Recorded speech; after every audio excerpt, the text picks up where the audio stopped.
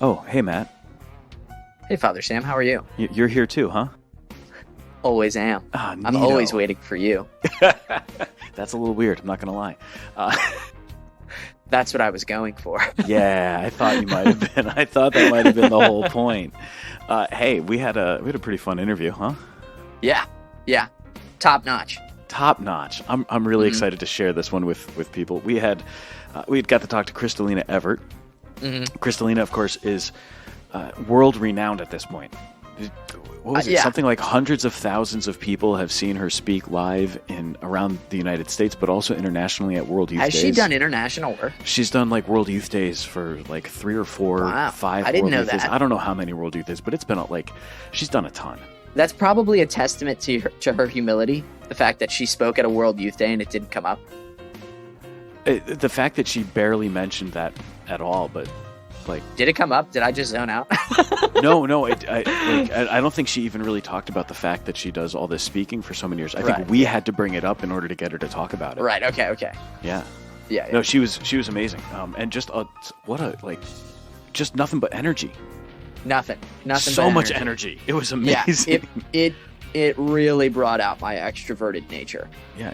I'm wrong to say nothing but energy because there was also a tremendous amount of substance. Yeah. If I said nothing but energy, it just Right. seems like I'm kind of just saying, oh, she's just very energetic. No, the depth and the substance of the things that she was talking about with Women Made New and her book, plus the ministry that goes along with it, there was a ton there. It was great. Yeah, let's be crystal clear. Crystalina Evert. Yes. Crystal clear. Yes. And Great interview. while we're talking about names and things like that, we should also point out that Mary Stella Everett made a special appearance to help us with some of the tech issues. She was a stellar assistant. I'm sorry, Mary Stella. I apologize. I'm so sorry. You're amazing. Yeah. This was a fun experience because this was also, I think, one of the first times where things that could go wrong really went wrong for us. Yeah. And yet, I It was can't tell you how handled much- with such enthusiasm. Yeah, That's really. you know what I mean? Like, which is a weird thing to say about problems, but it was handled with fun.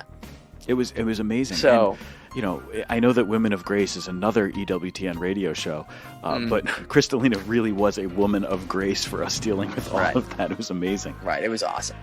It was awesome. So, folks, Unfortunately, enjoy this. Jason couldn't make an adjacent appearance. Oh, that was terrible. Thank you. Well done. Yes. Yeah. Yes, we're And on on theme that today.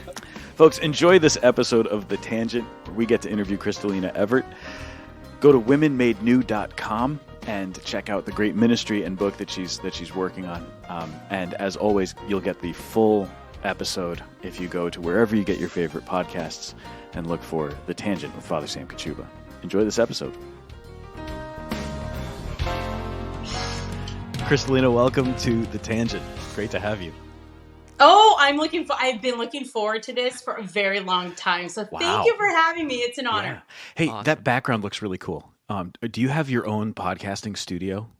This is my husband's man cave podcasting studio, and we're like in the middle of constructing mine.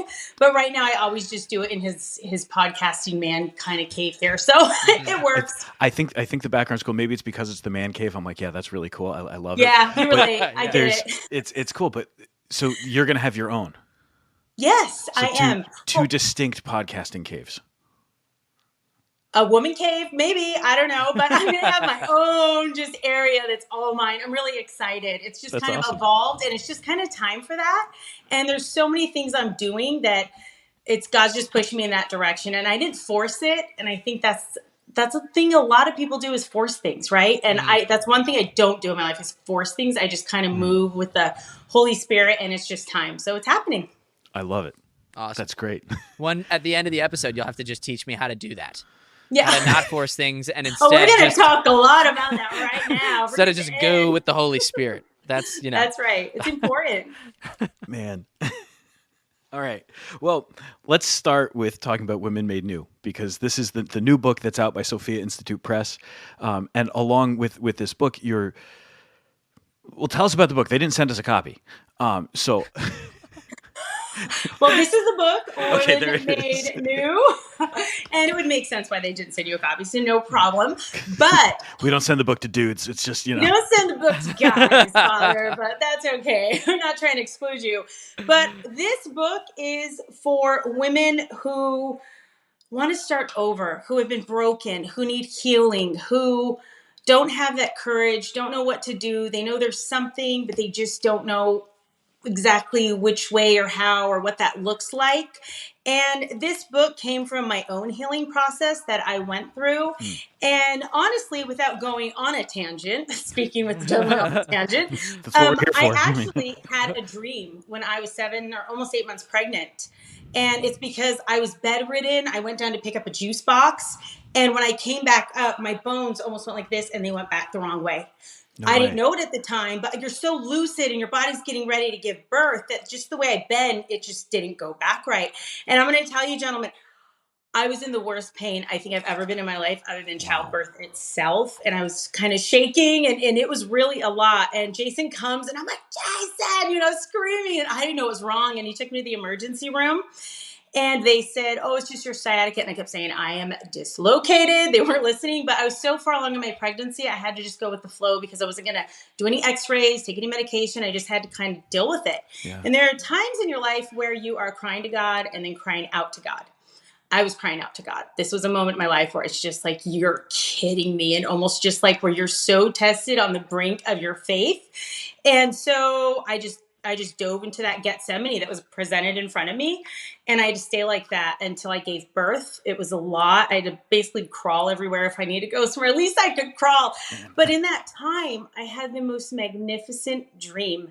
And all of a sudden, there were rows and rows of women in front of me, different sizes, ethnicities, and their backs were to me, right? And all of a sudden, a black shadow, and it freaked me out. This black shadow came and was going in and out of the aisles of these women. And as it passed them, they were just going like this, not even looking behind them, just like that. And I'm like, what are those things, And I said, Lord Jesus, what are those? And I turned around and I was in front of this dead, desolate desert. And these things were just kind of falling down, hitting like rocks on wet sand.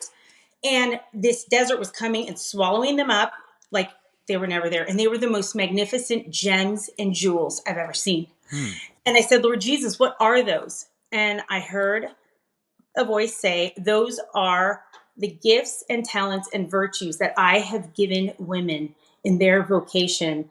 And they are throwing them away and giving way to the world. Then I heard, go find the gems and give them back to the women. And then I woke up and I'm like, gems? I'm like, where do I find these? I was so angry and like dissatisfied and like, what? Right. And again, I'm like, Jason, Jason. Was he sleeping also? So you're just waking him up, or was like... who knows where he was? I'm getting eaten alive by our lions and all the other kids out there, because I'm bedridden. And I'm going to tell you, he comes in and I told him what happened. He says, well, okay, we'll pray about that, and then that was about it. So years kind of went on. And then as I was talking to the different women that compiled this book, and my podcast evolved, my relationship with EWTN and my work with women and Women Made New and sexual healing and recovering from all of that, I knew I had to write this book. And when I called Catherine Hadrow, specifically, this was the one. She goes, Crystalina, what do you want me to write about? What do you think I should write about? And I said, Catherine, go to Jesus, see what he wants to tell you. I said, let him give you that gem that he wants you to give women. And I'm going to tell you, as soon as I got off the phone, I started crying. And I remembered, even though years passed, of that dream. And I realized I was collecting the gems. So all of these women that have sent, and there's only 12 women. There's one priest, Father Joseph Mary, who is Mother Angelica's spiritual director and the chaplain at EWTN, are overcomers. They've all had a messy past. I was so surprised how vulnerable these women were. And these are all powerhouse women in the Catholic Church. And they all have their own ministries. So if women have been abused, raped, had an abortion, they have a messed up marriage they're in right now, or self-hurt, or people-pleasing, you name it, it's in here. I mean, they covered the entire gamut of women's issues, it seems like. And I feel like almost this is a piece of fruit that God gave me and picked from the tree of suffering that I had to endure. And not to toot my own horn in any way, you know, these women that God allowed to be a part of this, their chapters I was reading and I just started bawling because it spoke to my own heart and things I was going through. So I have 3 chapters. Mother Angelica has 2, which is amazing, you know, and I got those from literally listening to 300 hours. That's what I had to ask. How did you get chapters from Mother Angelica? I know, right? This is crazy. I listened to 300 hours of video and her archive videos. They sent me the archive transcripts. I went through them. And literally, I would be doing laundry, vacuuming, cooking dinner, and I had my little earpod in, and I would just be like writing when something spoke to my heart, or I just knew. And I was able to compile 2 chapters from her. And what's interesting is one of these chapters is actually called Personal Prisons. She talks about these personal prisons. She said that she has met grown men locked away in prison that are more free than some people just walking on the streets because of their own sins and wounds and everything they're holding on to. They're in such bondage. And it really just struck me because that reminded me of myself before my conversion and just everything I'd gone through. So this book, I feel, is pretty special. And it's already helped a lot of women that have come to me, and it's just been transformative in their lives. So that's my long rundown of my tangent to you about my book. I love it. Well, just before you came on, Matt and I were talking about what's freedom, and freedom is it's freedom to be who you truly are and to be what you truly are, not to be bound by sin. So when you're talking about what Mother Angelica says, that there's people in prison who are freer than people who are walking around outside without shackles and without bars. That really rings true. There's a lot of stuff we put ourselves in prison with, but this one's so focused to women and how important. And all right, look at the world we're in right now, and what do you see for the struggles that women deal with? You know, one thing I have every woman ask themselves right off the bat is to take a sobering look at themselves. Maybe it's going to be the first time they've done this in a very long time, but to ask themselves this one question, right? What is it that is keeping you from becoming the woman that God has created you to be? What is it? Every man, woman, we all have it, but what is it? And if you can pinpoint it, you know, what is the brokenness? Where was the moment? What happened? You can pinpoint where your vices are stemming from, why you're reacting, what has happened to you. And for example, after Jason and I got married, I really thought I was going to leave a lot of my old life and baggage just outside the church. And I walked down the aisle and everything was going to be great. And I just lied to myself thinking I'm going to start over and I'm going to be everything my parents weren't, right? Nightmare. And that's the opposite. And maybe 3 years into marriage, I really started struggling. And I think I was pregnant with our third, we were 3 babies in, and I didn't know what was going on with myself, and I was just mad. I was just I wasn't right. And I would go to adoration. I became incredibly Eucharistic, especially after my conversion. And Jesus was just telling me, you need to go to counseling. And well, I said no. I mean, who tells God no? I just said no. But how often do we do that? Like Jesus is asking something and you're like, later, God, just no. But I was scared. I didn't want to admit I was broken. My family was like, you don't talk about these things. You definitely don't pay someone to tell about your problems. Right. So I didn't want to admit it. And it was very hard, but I had to humble myself and do what God was asking. And it was the best thing I did. It changed my entire life because in there, it was revealed to me that I was sexually abused as a child, and I just stuff it. And women are excellent stuffing their stuff and putting lipstick on it. But honestly, I made so much sense to myself in that moment. I understood why I sexualized my anger. I understood why it was hard for me to give love, receive love. Just so many things just fit all of a sudden. And I'm just like, oh my gosh. And I saw myself for the first time. And it was amazing. So I don't want women to be afraid of whatever it is they're holding on to, what's holding them back. Just ask yourself that question in a sobering way. Maybe do it in adoration. And I'm really encouraging women to get this book and do it in adoration during Lent. Because you want Lent, let's go. You know, it's time. Like, enough is enough. We're in a battle. This is a war. This is no joke. And our eternal soul is at stake. And it's time to just show up to our own fight, period. Yeah. I was speaking to one I of have my nothing friends to add recently. to that. That's amazing. Well, I do. No, I'm kidding. I'm kidding. Let's go. I was speaking to one of my friends recently. His name is Deacon Ferry, and I was speaking to him about dealing with past sins, Mm. and he brought to me Peter walking on water, and how the thing he kept repeating to me was, keep your eyes on him, keep your eyes on him. And so you're talking about doing this in adoration, and it's like, it's speaking to my heart, because that's what I have been saying to myself over and over for the last 3 weeks. Just keep your eyes on him. Don't get distracted by the waves. Don't get distracted by the thunder. Just keep your eyes on him. Whatever you do, just aim for Jesus, and so Stay the course, right? Right, Stay right. the course, no matter what. And this is what I want to speak into that, is that as long as you know you're doing God's will, and all too often we ignore it, we blow it off because it's scary. We have to let things go. And people say, well, I don't hear God. I really don't. We just don't have that kind of relationship. Or they think they're not lovable enough or holy enough and God doesn't want them. But I'm going to tell you right now, people that say I don't believe God, I don't believe them. Because I don't care how drunk, how high, and the pit of clubs I would try to put myself in with the music and just to shut that voice up in my conscience. And it is our compass to heaven. And you know what? I still heard Jesus pursuing me in that filth. Right. So I know people hear his voice. It's a matter of actually answering that call, doing what he's asking. We are self-willed people, and it is up to us not to blow God off in that moment, because there are ripple effects. There are lives at stake. And it matters. What people do right now matters. And they think it's it's not that big of a deal. It's a great deal what they do. Because if that young gentleman didn't get up when I had my huge conversion and the talk that changed my life, if he didn't have the courage and he told God later, where would I be right now? There are ripple effects in generations. And what if I didn't say yes that day? What if I wanted to just keep partying and say, later, God, I'm having too much fun, even though that would have been a big lie? No.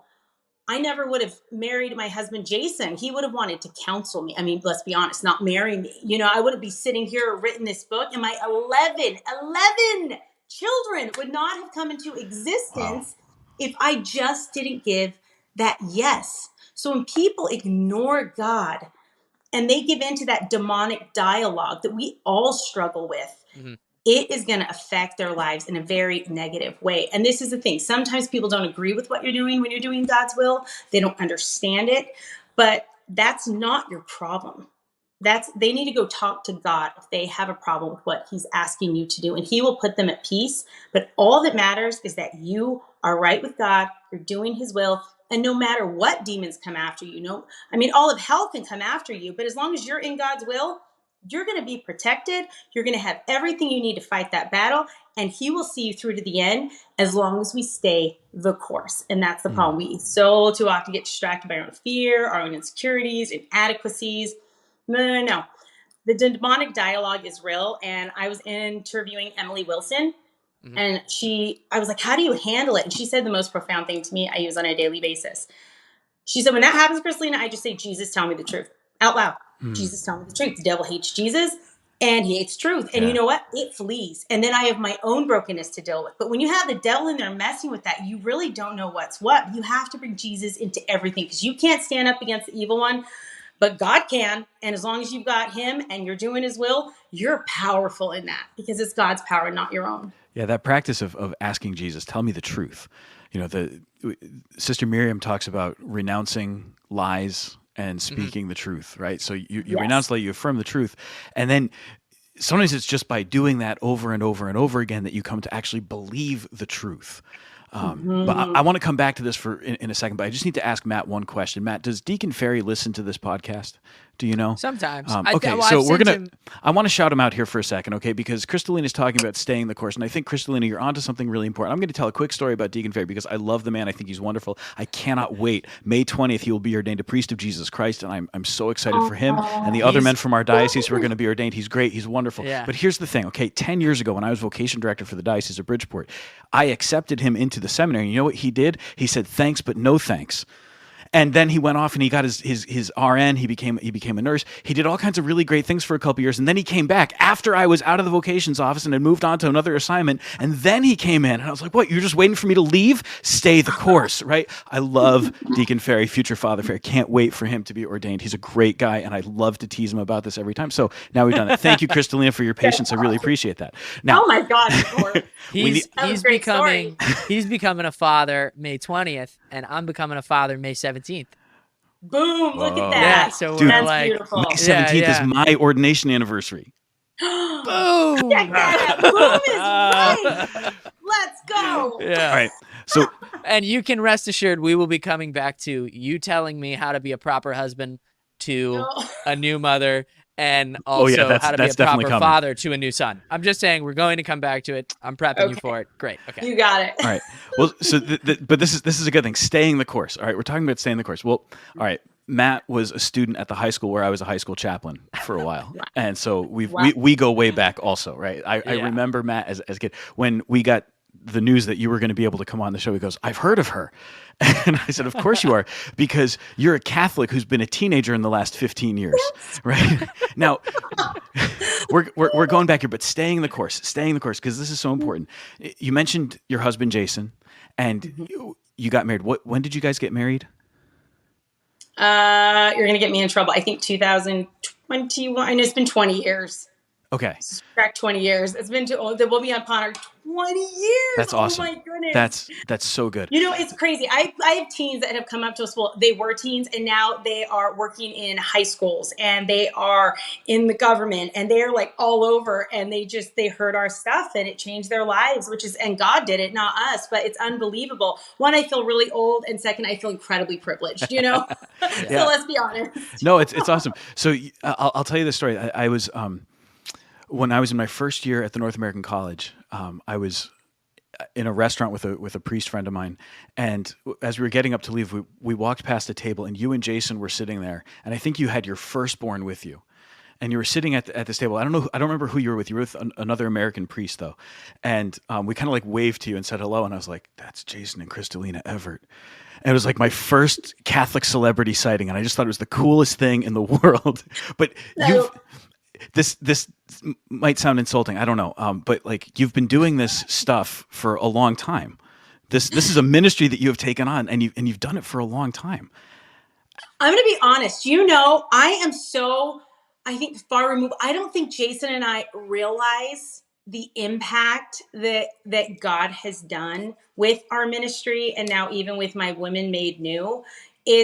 It's humbling and it's a little overwhelming, but I honestly will get off of this and I will go do laundry and I will go cook dinner. And it's just like, I did what God asked, and I go to the next thing and I then stay you go the back course, to being a person. You're still a person the whole time, right? Yes. And Catholic celebrity. Do you know, one time one of my children, we were driving in the car, and he's like, "Mom, we saw some videos of you today." And I have been very careful to really keep my children like far removed from the big conferences. And now we're starting to take them because it's like the cat's out of the bag. But for the longest time, They had no idea what we did. Well, there's 11 of them too. To stay humble. I wanted my kids to like just stay humble and not think like, you know, I didn't want that. And not that I've met anyone that has had that, but it's something that came to me in prayer. Yeah. And I just follow and I do whatever Jesus asked me to do. And I try to be as obedient as possible. So I just kept my kids away for a little bit, but they're like, "Mom, we saw videos. Are you a celebrity?"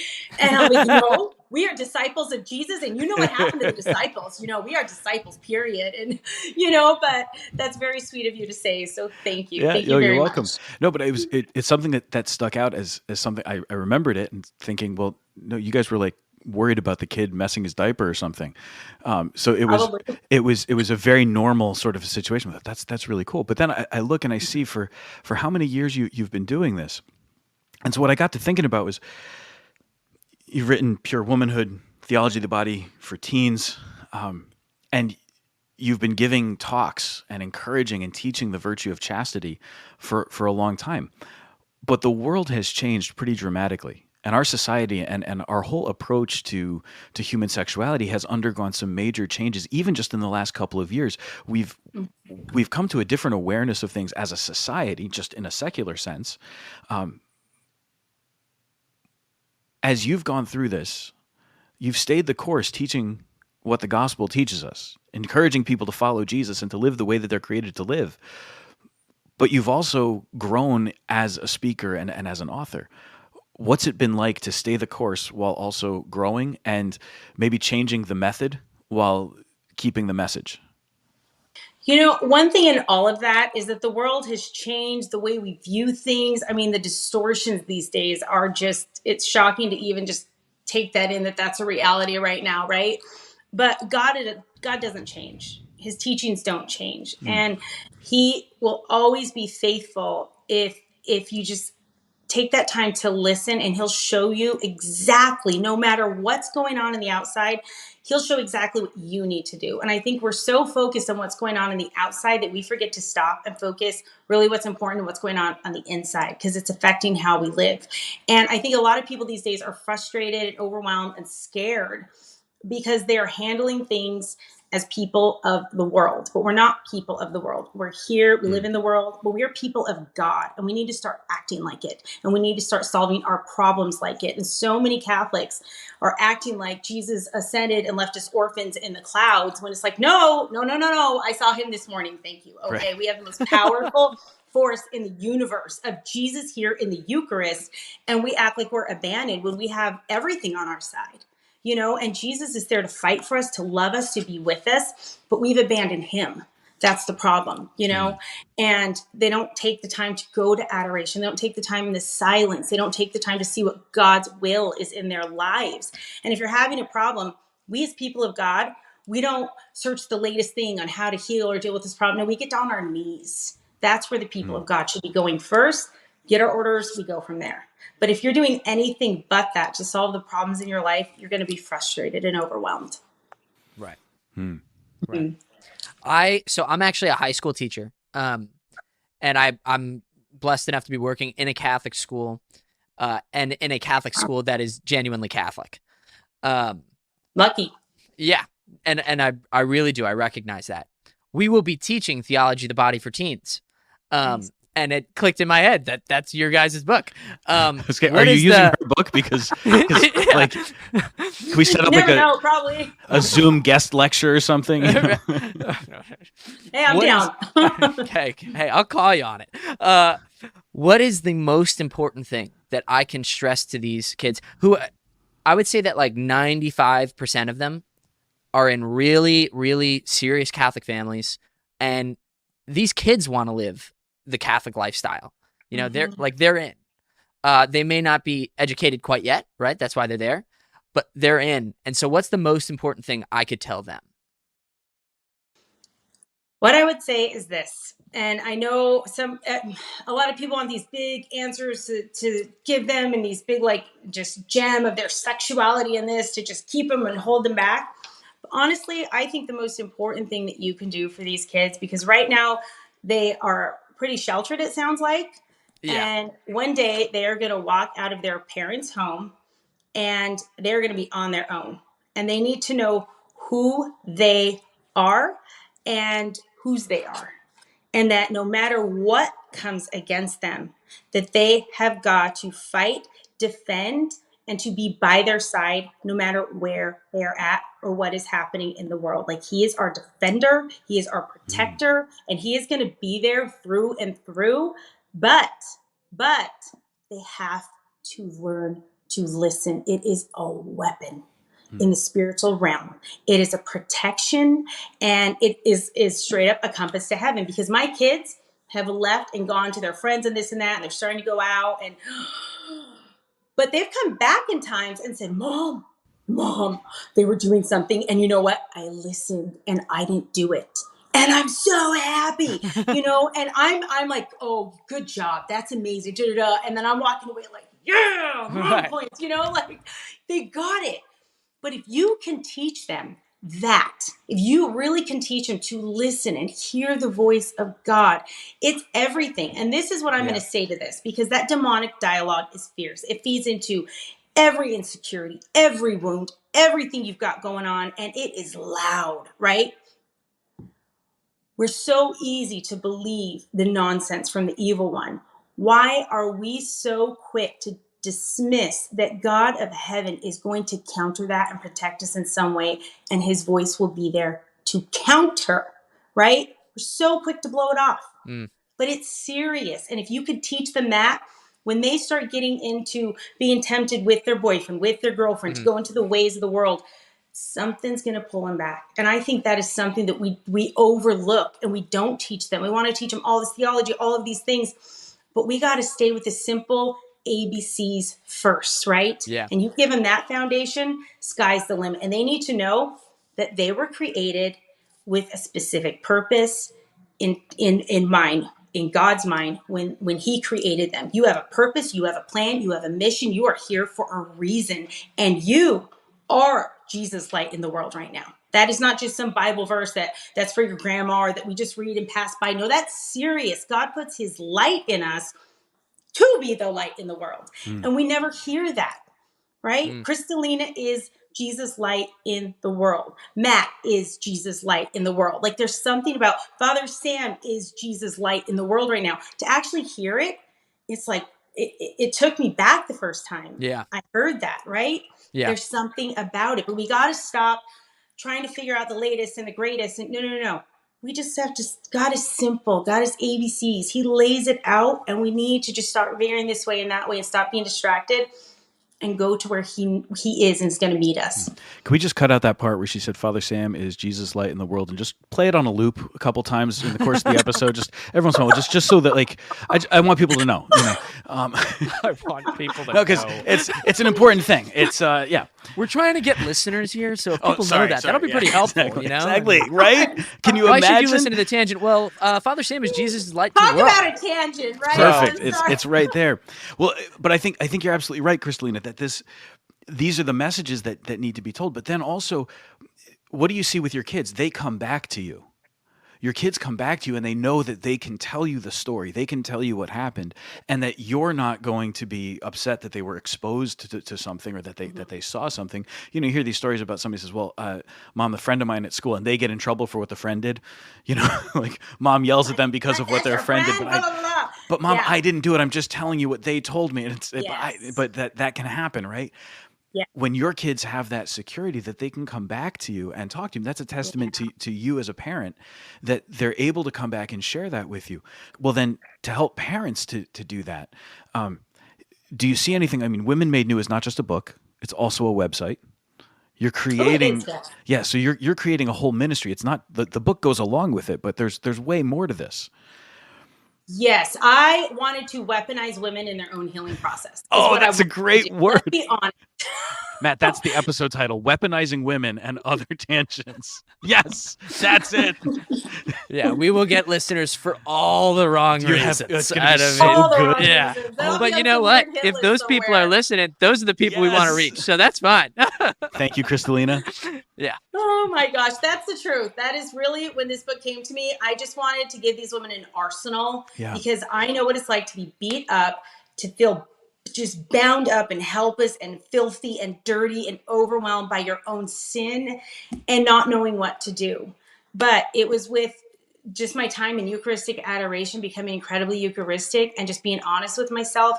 Your confession's the first and foremost starting point in any of this. In all things with God, you've got to be right with God. It's the most important thing you can do in your life, is to make sure you are right with God. And if you are not, that's it. Go to confession. And if you're like, well, I can't hear God, or, well, I couldn't hear God either when I was buried in my filth, and I had to go get clean and get right and get just all of that muck taken away. And they say, and I heard a priest say, that confession is a mini exorcism. And I understand, and women have come to me with their own experiences in confession. And just do not be afraid. Don't let the devil bully you, and do not live in the cell of somebody else's sin that maybe has been done to you.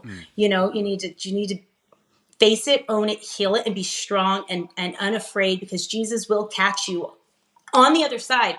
You have to show up to your fight. You have to go. You have to engage your will.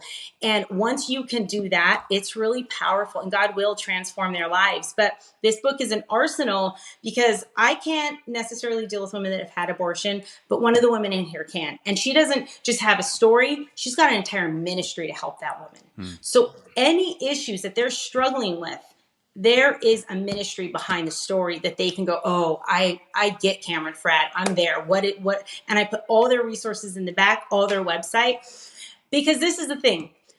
Everybody has a seat at the table. I have no time for competition, comparing, all of the nonsense the devil wants to get us all wrapped up in. So I don't live out who God created me to be, and that keeps women from becoming who they're supposed to be, is all the catty nonsense. And I wanted this book for women to come together, to lift other women up, that women helping women, and that my place at God's seat is not anybody else's. That is mine and mine alone. And even if she has similar gifts to me, great. She is not me. And God doesn't love her like he loves me. It doesn't have that same relationship. And he's going to give me gifts that he won't give her, and vice versa. And no one is better than the other. We all are welcome. We all have a seat. And it's time we put our nonsense, petty stuff aside and look at the real problem and the real enemy. And it is not your sister sitting across from you. I'm just thinking about no, I've just been doing this thing with there's the male brain and the female brain. It's two books. They talk about how the differences and how and literally how we're wired, and kind of a fascination with how God has made us different, because you're talking about that competition that is so present. And whenever I think of that same kind of competition, I'm like, well, no, of course I want to be the best, but I know when I'm not. And so there's a hierarchy of like, all right, who's the best, and I'll try to be there. But if I'm not that guy, then I just have to accept my place in the hierarchy. And like, as a man, I just kind of understand that. And I think it's because there's actually a brain chemistry thing working that has hardwired me to accept my place in that hierarchy. Not meaning that I don't want to get better or improve, but sometimes I have to wait my turn. Whereas I think that it seems to me, my understanding could be very flawed, but the way that the feminine genius works is to kind of see the whole. And I think that women are able to see the bigger picture in a much more fascinating way, and a much more vibrant way. I see at least one step ahead, but not much more than two steps ahead. And I think women see not only the two steps ahead, but also the 4 steps to the side, 3 steps backwards, and several different moves diagonally. That's why the queen can move in any direction and the king can only move 1 square at a time. And I don't even know anything about chess, but I know that, right? It's the feminine genius and the masculine genius. And did you just make that comparison up? Yes, just now. That was fantastic. It's so true. Father Sam is Jesus' light in the world. Remember, Crystalina said it. No, but there's a way in which I think that ability to see everything and to see things so clearly and to draw connections and to want to make those connections can, when made competitive, lead actually to division, and to a sense that the woman has become isolated. I'm on my own fighting the battle against everybody. It's me against the world, instead of that more expansive, what you're doing, which is seeing, no, there's a seat at the table for everyone, which is also living out of the feminine genius. Because that feminine genius is expansive and welcomes, it's nurturing, and I mean that in the truest possible way. It's this nurturing that allows so much life to happen. When we enter into who God truly is calling us to be, it is powerful. But there's hard work involved as well. Battles are never easy. And if everyone wants to admit it or not, we're all in the front lines of this battle, period. Either you're going to engage or you're just going to be a casualty. It's that simple. And right now we need other people to be unafraid to speak the truth and to do what is right, period. And so many people cower and think the evil one's winning, and all of this nonsense with the Grammys and Madonna and all the blaspheme and the just demonic shows they're putting on all over. Do you know, I actually see that as a sign of weakness on the evil one's part, because he likes to be in the shadows. He likes to operate in the dark, and he doesn't want people to know who he is. So the fact he's so much in our face right now and in straight out in the light, just that's what it is. It's a huge sign of weakness on their camp, because they're exposed on so many levels. So we are not winning this. Yeah. We're not losing. We are absolutely winning this more than people realize. But they're so cowering in fear that they need to look up at Jesus and ask him, Jesus, let me hear you. Jesus, please let me see you. I need help in my belief, with my disbelief. Help me believe. This Lent, if you can do anything, you spend time with Jesus in the Eucharist and ask that one question, for men and women. What is it that Jesus What is it that is keeping you from becoming the man or woman that God is calling you to be? What is he saying to you? What is Jesus asking you? He is pursuing you right now in this podcast. You're not listening for no reason. You're here for that precise reason, that Jesus is pursuing you on a deeper level. But you have to engage. You have to stop being afraid. And that just know you are not alone. It doesn't matter who you are, where you've been, what you've done. All that matters right now is where you go from here. Because this battle's not over. But it's up to you. But it's going to be up to you how much you're going to engage. You're going to pick up your weapons of light. Are you going to battle? Or are you just going to sit there and die in fear and just, and cower? No, we're not people that cower. We stand strong with Jesus, and he'll give you everything you need. Doesn't matter what that healing process looks like or what you have to get rid of, that God is with us. Yeah. I was worried that you were quoting the Backstreet Boys or NSYNC or one of those boy bands there for a second. I don't care who you are, where you've been, what you've done, as long as you love me. Yeah, I was like, God. Come on, that's the soundtrack to, the class of 2001, baby. Maybe that's where it came from. I've been saying that forever. Good old Backstreet Boys. Well, here's the thing, all right? So those kinds of lyrics have truth to them, or they either reflect the truth perfectly, or they imperfectly capture the truth, right? So there's like they reflect a truth, and this is what God says to us. I don't care who you are. I just want you to love me. I don't care what you've done. I want you to love me. But what's maybe not said in the song is, I love you in return. And that's what the Father says to us. That's how God looks to us. But like, I think every songwriter, and Matt's a songwriter too. He's a great musician. Songwriters are trying to capture something. The poets, they're always trying to capture something of God in the end. Right. And so the greatest poetry is love poetry. Right? Well, love poetry is always a reflection of if love is of God and from God, and God is love, then the poets are always trying to capture something of that. So I forget where I was going with that. It doesn't really matter. But no, it's great. Song lyrics have stuff. I actually want to add to that, Father. I want to actually add to that, Father Sam. This is great because just a couple of months ago, I was really getting beat up with how does Jesus really love you? Like, you're one in a billion. Like, what is that? That's like a crumb. That's like a pebble of sand, That's nothing. But I mean hard, just constantly. And I'm in adoration. I'm like, oh my gosh, and going through this attack almost. And I'm finally like, okay, Lord, what's going on? How do you love me? How are you loving me? I don't understand. I was having a hard time. And I'm a very visual prayer. When I pray, it's very visual. And all of a sudden, I have a devotion to the Sacred Heart. I just felt like I saw the Sacred Heart of Jesus. Beautiful, right? And all of a sudden it exploded. And now just bear with me, okay? It exploded and then it came back in puzzle pieces. It looked like one big, gigantic, this 3D puzzle. And there were names written all over the heart. But there were pieces of it missing, puzzle pieces missing throughout. And all of a sudden I saw my name on a puzzle piece of his heart. And I felt like I said to me that this is the part of my heart that belongs to you. And no one will ever take that from you. No one will ever replace it. And even if you rejected me, I will never put anyone there because you are irreplaceable and I love you. And this is part of my heart that is yours and yours alone. And then I said, what are the empty pieces? Where are those were people that have rejected God, that will never know him, that will never love him, but he still will long for them for all eternity because they just weren't there. And that how sad that those will forever be empty, and he'll never put anything there but that love that was meant for those people because they belong, they were a part of him. And in that moment, I understood. And no one's taken my real estate. No one's taken that part. It's all mine. It's Crystalina's. I am his. He is mine. And that really helped me. And it's very, very like ABCs, but that's where I'm at, and that's okay. But it really helped me just grasp and understand where he's at with me and where I'm at with him. You're talking about becoming Eucharistic and adoration and everything. So we're now in this time of Eucharistic revival in the country. And I think you've already answered it, but I'm going to have you talk about it anyway. As you're looking at this Eucharistic revival and calling on everybody, spend more time in adoration, become who Jesus called you to be.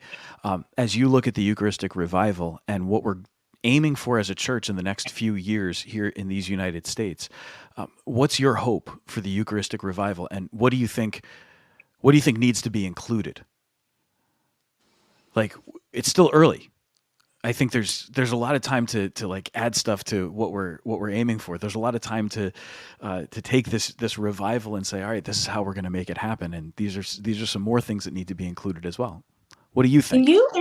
Can you imagine if every single church, Catholic church on the face of the earth, did an hour of adoration a day with its communicants?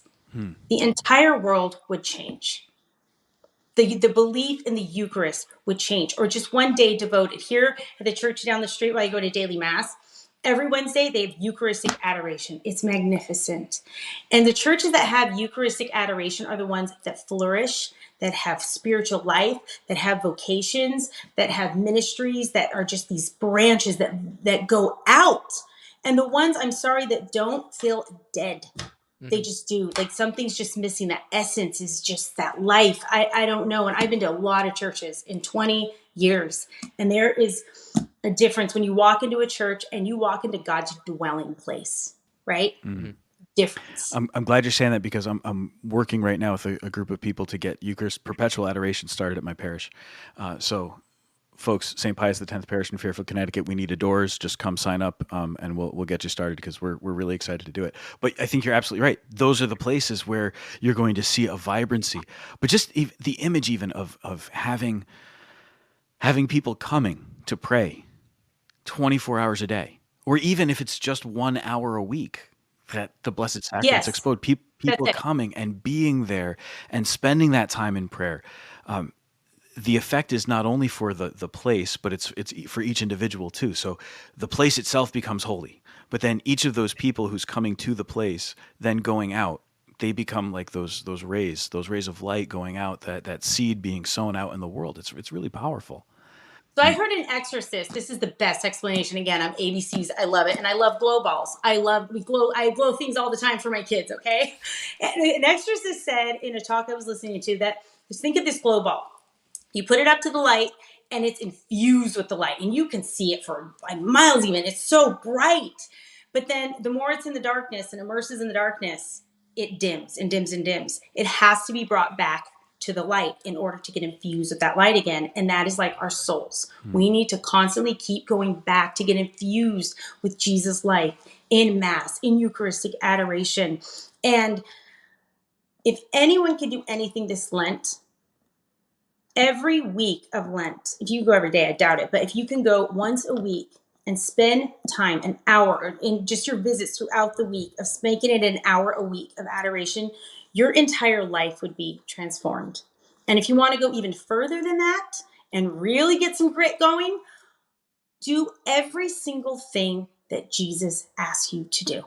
Without question, without hesitation. Be bold, be brave, be courageous. And when he asks, you do it. And I know Jesus died on the cross and he saved us, but I truly believe it goes back to the Garden of Gethsemane, where it was his obedience to go die on that cross that saved us. And our obedience is key in all of this. And the devil doesn't even know what to do with that.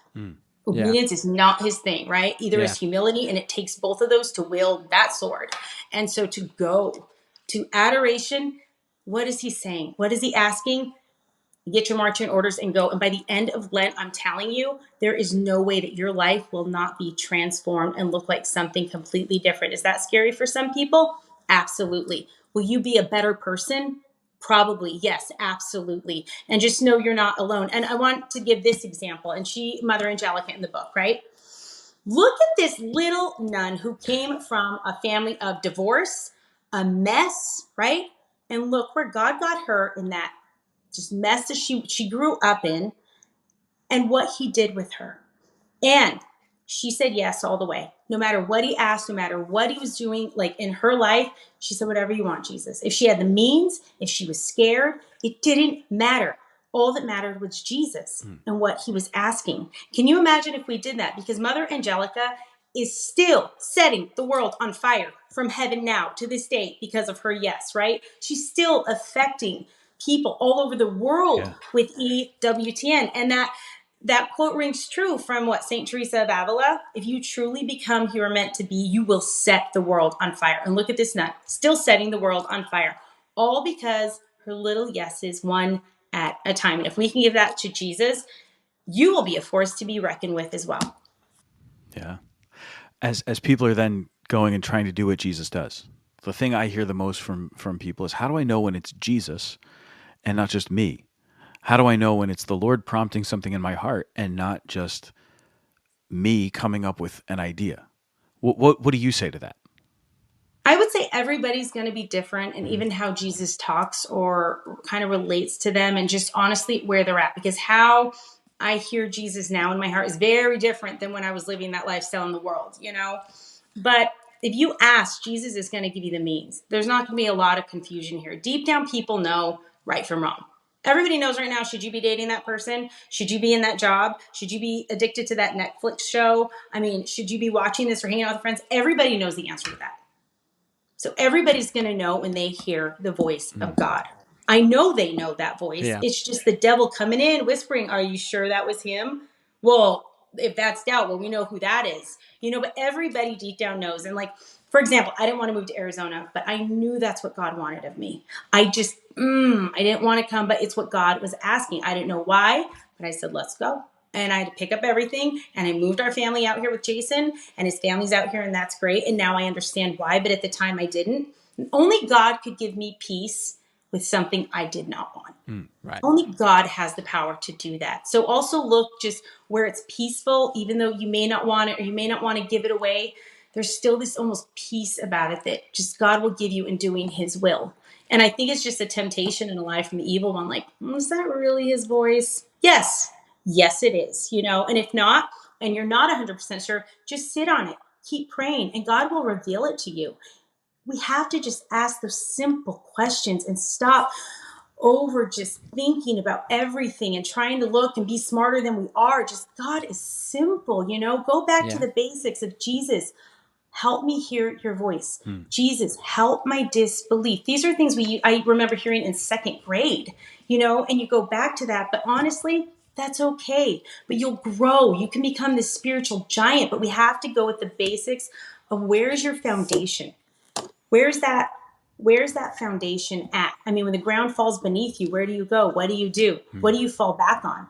What is it you're taking to numb it all out? You know, everybody can answer those questions right away. Yeah. Some of the best discernment advice I ever heard was just going step by step. You know, instead of trying to go big picture, just go step by step, see where there's peace. And peace isn't the same thing as, well, I want this. You know, like you said, right? Yes. It's I didn't want this, but the peace is there, and that's, you know, and that's the problem. The peace is there, right? So it's like you gotta just go step by step. I know that when I was discerning marriage, the only time I ever really got in trouble was when I just started like really thinking about it instead of just listening, hearing something, going like, okay, I'm gonna move this inch. You know, instead of like being like, oh, I gotta go mile by mile. You know, I should probably just go step by step. You know, one indication is it's one thing at a time with God. Yeah. He's never asked me like these multiple, huge, big things. They're very just one thing at a time. Some were big, some were little, but it's always one. And I will be stuck there. I was stuck there for months. I didn't want to go to counseling. I said no, but I was stuck because it was one thing. He didn't keep asking all these different things. Right. It's always going to be one. And if you don't have peace about that one, you keep moving forward until you do. Stay the course. And something that I think is vital that people don't understand, you have to give God permission. Mostly do anything. Like the devil does not force you to sin. That is your choice. Everybody that's in hell, that's their choice to be there. You know, that is a choice. And Jesus doesn't force anything on us either. But it is vital that we say, Jesus, I give you permission. This has been my prayer lately. Jesus, I give you permission to transform me into everything that you created me to be. Give me all the gifts necessary. Give me all the wisdom necessary so that I can fulfill whatever it is you created me for. That has been incredibly powerful because people do little steps at a time and they're like going in the right direction. But if you just right off the bat give God free reign and the will to do whatever it is he needs to do in you, man, he's going to do it. But we have to let him know that is okay. We give that over to you. I give you permission, Jesus, because in the spiritual realm, it's very legalistic and it's important that we tell Jesus and give Jesus our yes to his will in our life. Amen. Yeah, you just keep dropping the mic, and it's great. No, it's really good. I'm out here wanting to be like, preach. Yeah, preach. I know. God only does one thing at a time. The king can only It's move simple. one square at a time. People get upset that we use masculine pronouns with God. Come on. It makes perfect sense. It makes perfect sense. So I said before that we would come back to it. Do you have any advice for me as a new father or I'm a new husband too, right? We've been married for, this is bad, 7 months. No, 8 months. It's okay. And It's a big she's thought. just I about get 7 months it. pregnant. They're very closely related. She got pregnant a month in is the point. And so we're about 8 months in here. So I'm new at both. Has no idea when he got married. Renee, I promise he You're fine. knows. I Don't promise worry. he's fully The aware. anniversary date is July 9th. That I know. Okay, way to go. You got it. I'm just As bad a at math. husband, right off the bat, I have this to say to you and all couples out there, especially newlyweds, okay? Yeah. Guard your marriage. Outside of marriage, the devil will do everything in his power to get you as close as physically possible, right? And to stay in that. Inside of marriage, the devil is going to do everything in his power to separate you two, to keep you as far as physically possible. And with that being said, those little cracks that can really cause problems in the foundation of, well, you're just working too much, or your friends are becoming things can look good too, like ministry, just things are kind of getting in there, even if it's a hobby or a sport or a friend or a mother-in-law or whatever it is or looks like. You guard that relationship. Your wife and God and your wife always come first, hands down. If there's a problem and you're seeing problems, take it seriously. Because the devil is going to come in there in all different shapes and sizes just to push you two away. Do not allow that. And you be the spiritual leader that you need to be and protect. Do spiritual warfare prayers, especially now. Use the holy water. Use the salt. Get the candles. Get the Benedictine crucifix. Get the salt. Do what you need to do and get those weapons of light and teach your wife how to battle in that. That's a problem. Women do not know how to battle in spiritual warfare and need to stop being afraid and acting like our religion is on a shelf somewhere because we go to church on Sunday or we say our prayers in the morning and we put them on a shelf. No, we live in the spiritual battle. We live in our faith, walking day in, day out, every second. And we have to bring Jesus with us. And we need to recognize that instead of shelving our faith because we're going out in the world or going grocery shopping or whatever it is, you know? So teach your wife also to battle.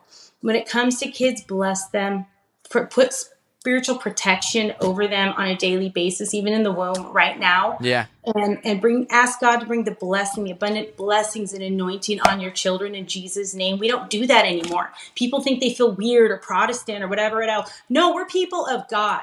This stuff is in the Bible. That is an instruction manual on how we need to live. We cannot be afraid of it. You know, these are not just fables in a book for us. This is real life, and we need to make it our real life. So don't be afraid of that. And at the youngest of age, teach your children to listen to the voice of God because he talks to them, he's calling them, and that they were created for something very special. They have purpose and a plan on their life, and they could be the next St. Teresa of Avila, Joan of Arc, St. Benedict. Why not? Why is that so far removed from us? It's not. This is all hands on deck. We're in a battle. We're in a war. And I truly believe God is going to be sending us some serious warriors in this spiritual fight. And maybe they're very little right now. Maybe they're teenagers. Right. Maybe they're in their 40s. I don't know.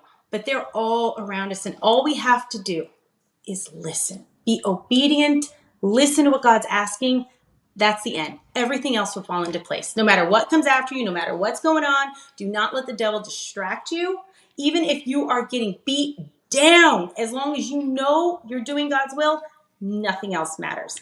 He will restore and everything in your life that is going on, but we have to stay the course and be strong. Yeah, you know, in the rite of baptism, in the rite of baptism, I always love the parents and the godparents trace the cross on their child's forehead, and I like to remind the parents and the godparents that's the blessing that you get to give to your godchild, and it's something that you're to your child, to your godchild. That's something that you uniquely can give to them. And you can offer them that blessing in a way that nobody else can. Like I, as a priest, get to bless because I'm a priest. So I can bless anyone. I can bless just about anything, and we're good to go. But there's a unique role that my friends who are fathers have when they bless their children. My friends who are mothers when they bless their children. And then I've got friends, and I'm the godfather to one of their kids, and they also come to Mass here. So after Mass, she doesn't just get the priestly blessing at the end of Mass. She also gets the godfather blessing just for me. Wow. Yeah. But she's also at the age now where she runs away. I say, Jojo, come here. I want to give you your blessing. And she looks at me and goes, no. And she runs away. And she runs away giggling, and it's hilarious. And then she it's great. You bless her from afar. Oh no, I catch her. I chase her. I'm like, you're not getting away from this blessing. You need to have it. So I had this couple come in to see me recently. Recently engaged. They're getting married, and lovely people. They're really excited to get married. And he's Catholic and she's not. And she said to me, Father, I think I want to become Catholic. And I said, great. And she said, yeah, I think it's really important for us to be able to pray together, to be able to worship together. And when we have kids, it's important that we have a united front. But more than anything, I was raised, and she was raised in a Baptist tradition. She said, more than anything, I was raised to believe that my father was our spiritual leader in the home. And that's what I want him to be. And she pointed to her fiance, who is a cradle Catholic who has never heard anything like that before in his life. And I just watched him. I watched him like turn really pale, and he looked at me going, that can't be right. Like, please rescue me from this situation, because I don't think I can be a spiritual head, and I think she might have it backwards. That doesn't sound right. Now, they're also from different parts of the country, and so like he's from up here in the Northeast, and so there's a little bit of a cultural difference where like we don't always say things quite that way with that kind of freedom in the Northeast. We tend to be a little bit more reserved and PC about stuff. Oh yeah, no, I think we should drop all the PC stuff because it's not helping us. But in any case, what was the intro to the real world back in the 90s, right? It's like, what happens when people stop being polite and start being real, right? Yeah, that's like that. We need to do that, okay? That's what we need to be. There's a reality to that. So I looked at him and I said, well, the thing is, she's right. She's absolutely right. You are going to have to be the spiritual leader in the house. It's necessary. Like it's ordered in this way. The way that God has created us is actually that there would be a leader, spiritually speaking. That doesn't mean that you are absolutely in charge. It's not a power thing, but you have a particular God-given mission to lead spiritually. And I said, the great thing is you have found a fiance, you have found a woman who wants to call you to that and who's going to hold you to it. I said, there's no gift that you're ever going to find that's better than that. And she was like, really? I'm doing the right thing? Because there was a part of her that was like, now living up here in the Northeast, is this just crazy talk? Am I the only one who has ever heard of this? All right. Did you meet your husband, Jason, pre or post conversion? Oh no, I was in the Bahamas at a chastity conference learning how to be a speaker. Is where I met Jason. That's how you know it's of God. It's like he gets me from here and in there. Because who doesn't go to chastity conferences in the Bahamas, in the tropics, at the beach, right? Thank you. Of all the places to be chaste and everything, of course, that's the place where the virtue is going to most be cultivated. Right. No, that makes sense. It was like the Bachelorette. It was out of control. Not in a bad way, though. Like a good Catholic, like chaste Bachelorette. But all the female chastity speakers were looking for... That sounds like a fun show. That's the name of it. Good Catholic chaste Bachelorette. I think we have to talk about this. We can't not talk about this for a second. Okay. Everything technological that Crystalina Evert owns has just completely exploded, and we're now using her children's devices in order to get through. Literally. Now, but you have some kind of Godzilla thing on there. What's it called? Griffin. And it's Griffin. I knew it was a mythical creature of some sort. It's called a Griffin, and it actually has been wonderful for the kids. It shows everywhere they go, how long they're on websites. I mean, you can shut it off. Literally, it controls your TV, everything, but it's almost a safety system for the internet. Everything's on your phone, but it's merging with mine is not going well at all. It's causing me problems, probably because the user is causing the problems. But my iPhone just shut down. I have to contact Apple, so everything of mine, even my computer, is just on. some reason. So I had to get my daughters in the middle of our interview, her little iPhone mini 12 that she has. And here it is right now. And I'm running all over. I'm disheveled, but it's life, spiritual warfare. Well, Crystalina Evert's world, let's be honest. It's insane. Can we give your daughter a shout out at least here to is that okay? She's like, I'm out of here. What's her name again? I'll be Mary Stella. All right, Mary Stella, you're the best. This is amazing. She's Official awesome. shout out. Can't believe it. That's fantastic. I love the name too, Mary Stella. Yes. What a great name. What a great name. Yeah. Thank you. Born at 7:07 at 7:07 in the morning, and I was 2 weeks late. That's no joke. That's crazy, right? Okay. Jason's like, your 40th week, and he was just the 40th fourth trimester is what he said. That's the exact word. Fourth trimester. I'm like, that's not even funny, Jason. No. But yeah, it just happened. Wow. All right. You don't have to talk about this if you want to, but what's that like? Being 2 weeks late. Brutal. That's got to be hard. It was brutal, and I was 200 pounds when I went to the hospital. I was so just it was like everything was pregnant. I couldn't take anymore. Like just the water weight, the baby, everything, and she was almost 9 pounds. So it was. It's just what it was. Man. And I was in labor 40 hours. And then she was born 43 hours into it. But at 40, I had to get an epidural. I couldn't take anymore. I was exhausted. Man. I was done at that point. And wow, it was a lot, but we did it. Mm-hmm. I'm really grateful for celibacy. And Matt, get ready because you're going to face this real soon. I know. You're going to be great. You're going to be great. Just like you're right there for Renee, helping her out. It's going to be awesome. That we are going to talk about when we get off, but you can share it with the audience if you want later. But that's your decision. But don't let me forget to do that. So my friend who is the mother of my goddaughter, we have the same birthday, and so every year we do something with her family and everything to celebrate the birthday. And I told her on our 33rd birthday that St. Thomas Aquinas speculates that we will have in the resurrection of the body, we will have the glorified body, but it will be our body at the age of 33. And I said, and you're pregnant right now. So that means that you'll be pregnant in the resurrection for eternity. And she didn't like hearing that. I don't really know why. It was...